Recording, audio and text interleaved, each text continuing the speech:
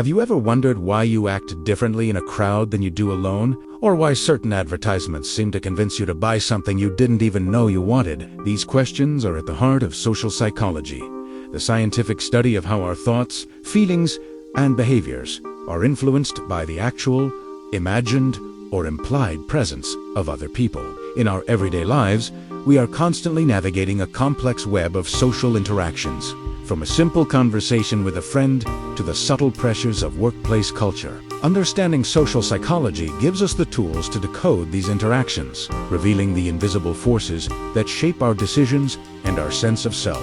It helps explain why we conform to group norms, how our attitudes are formed, and why we sometimes fail to help others in need. We'll explore the origins of this fascinating field in this video, meet its pioneering thinkers, and break down the core concepts that explain the powerful influence of our social world. Social psychology as a formal discipline is relatively young, emerging in the late 19th and early 20th centuries. Before this, questions about human nature and social behavior were largely the domain of philosophers. Thinkers pondered concepts like the group mind and the nature of crowds, but their ideas were based on observation and speculation, not empirical evidence.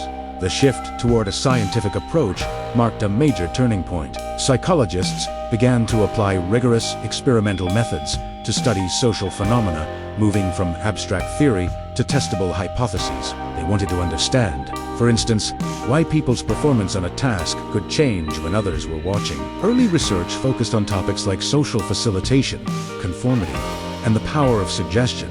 The field's growth was profoundly shaped by major historical events. The World Wars, for example, prompted urgent questions about obedience, propaganda, and prejudice, driving researchers to investigate the psychological roots of conflict and social control. Likewise, social movements and societal changes throughout the 20th century fueled inquiry into topics like civil rights and group identity, making social psychology a field that constantly evolves in response to the world around it. This evolution was driven by the groundbreaking work of several key psychologists whose experiments and theories laid the foundation for the field as we know it today. One of the most influential figures was Kurt Lewin, often called the father of modern social psychology. Lewin championed the idea that behavior is a function of the person and their environment, introducing concepts like group dynamics and action research. His work emphasized that to understand an individual, you must understand the social context they are in.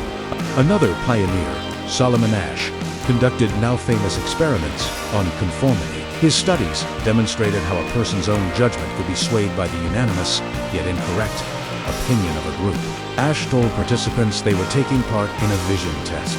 In reality, the experiment was designed to see how the individual would react to group pressure. The participants, one real subject, was placed in a room with 5 to 7 actors who were in on the experiment. The task. The group was shown 2 cards. One had a single line, the target, and the other had 3 lines of varying lengths, the goal. Each person had to state out loud which of the 3 lines matched the target line. The answer was always obvious. The takeaway: social pressure can be so powerful that it overrides our rational perception of reality. It explains everything from fashion, trends, and mob mentality to how boardrooms make poor decisions. For the first few rounds, the actors gave the correct answer, but then they all began unanimously giving the wrong answer. The participant, who sat near the end of the line, had to decide whether to trust their own senses or go along with the group. This research revealed the powerful, often uncomfortable, pressure we feel to fit in. Following this, Stanley Milgram took the study of social influence a step further with his controversial research on obedience to authority. His experiments investigated whether ordinary people would obey orders to inflict pain on others, even when instructed to perform actions that conflicted with their personal conscience. The setup: the teacher and the learner. The experiment involved 3 specific roles: the experimenter, the authority figure in a white lab coat; the learner, an actor who pretended to be a volunteer strapped into a chair in another room; the teacher, the only actual participant, who believed they were part of a study on memory and learning. The teacher was instructed to administer an electric shock to the learner every time they answered a word pair question incorrectly. The actual findings were, 100% of participants continued to at least 300 volts. 65% of participants administered the final, lethal 450-volt shock. His findings raised profound questions about morality and the power of situations to override individual values. Finally, the work of Musafir Sharif on intergroup conflict, particularly his Robbers Cave experiment, showed how easily hostility can be created between groups and, more importantly, how cooperation towards a common goal can reduce that friction. The experiment took place at a summer camp in Robbers Cave State Park, Oklahoma, with 20 to 11 and 12-year-old boys from similar backgrounds. In group formation, the boys were split into two groups, the Eagles and the Rattlers, and kept separate to bond through shared activities like hiking and swimming. Friction phase. Researchers introduced competition for limited resources, prizes, trophies. This quickly led to hostility, including name-calling, flag burning, and cabin raiding. Integration phase. After initial attempts at simple contact failed, researchers introduced superordinate goals, tasks that required both groups to cooperate to succeed, such as fixing the camp's water supply or pulling a stalled truck. Key findings and theories from the Robbers Cave experiment. Realistic conflict theory. The study supports the idea that group conflict arises from competition over limited resources. Conflict resolution. Hostility was only reduced through cooperation on common goals, not through simple exposure or getting to know you time.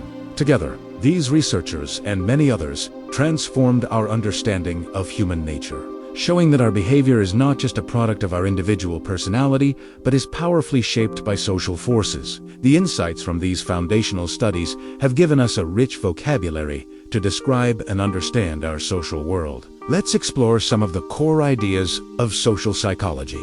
First is social influence, the umbrella term for the many ways people change their behavior to meet the demands of a social environment. It can be direct, like a friend asking you for a favor, or subtle, like a feeling that you should dress a certain way for an event. A key type of social influence is conformity, which is the act of matching attitudes, beliefs, and behaviors to group norms. We all conform to some extent, whether it's waiting in line or laughing at a joke everyone else finds funny. Obedience is a more specific form of social influence, involving yielding to the commands of an authority figure. This is different from conformity, where the pressure comes from peers. We see obedience in action when we follow a police officer's directions or a manager's instructions at work. Another central concept is group behavior. When we join a group, our behavior can change dramatically. Phenomena like social loafing, where individuals exert less effort in a group task, or groupthink, where the desire for harmony overrides realistic appraisal of alternatives, illustrate how groups can alter individual actions. Perhaps one of the most studied phenomena is the bystander effect. This is the tendency for individuals to be less likely to offer help to a victim when other people are present. The diffusion of responsibility, where everyone assumes someone else will intervene, is a key reason for this effect. Finally, there's attribution, which is the process by which we explain the causes of behavior, both our own and that of others. We might attribute a coworker's success to their hard work, which is an internal attribution, or to luck, an external attribution. Understanding these attributions is crucial because they shape our reactions and attitudes. Together, these terms provide a framework for analyzing the complex dance of human interaction. So, what can we take away from this journey into social psychology? We've seen that it's more than just an academic subject. It's a lens through which we can better understand ourselves and the societies we live in. It reveals the often unseen forces that guide our actions, from the subtle pressure to conform with friends to the powerful commands of an authority figure. The field teaches us that people are not just isolated individuals, we are deeply social creatures, profoundly influenced by context. The same person might act heroically in one situation and passively in another, not because their character has changed, but because the social environment has changed. Understanding social psychology is more important today than ever. In a world connected by social media, where group dynamics play out on a global scale, these principles help us critically evaluate information, recognize manipulation, and understand the roots of social division and unity. By being aware of concepts like the bystander effect or groupthink, we can make more conscious and ethical choices. Ultimately, social psychology doesn't just explain behavior. It empowers us to be more thoughtful, aware, and compassionate members of our interconnected world.